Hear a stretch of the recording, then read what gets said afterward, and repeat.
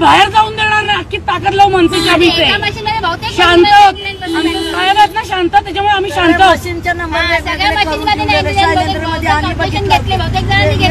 Number तर एक वेगळा नंबर अतिशय अतिशय लोकशाहीला कलंक आहे.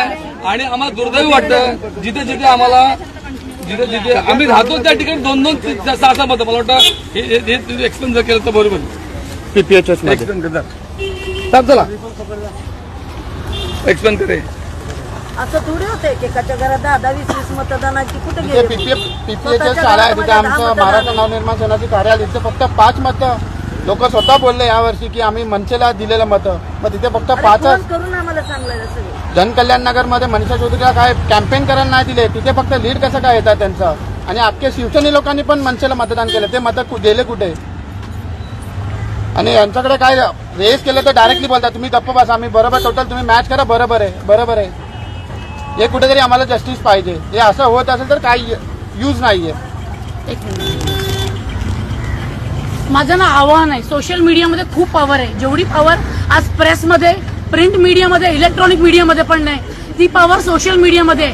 Late the people know what is going on here, what is going on with the democracy of India. Let the people know now. एजंटला कसं माहिती की आम्हाला एवढेच मिळणार आहेत करून, म्हणजे आधीपासून सेकंड राऊंडला त्यांनी सांगितलं 6,000 लीड पुढे, 10,000 लीडने पुढे. कसं काय लीड पुढे त्यांना, लीड त्यांची कशी काय पुढे.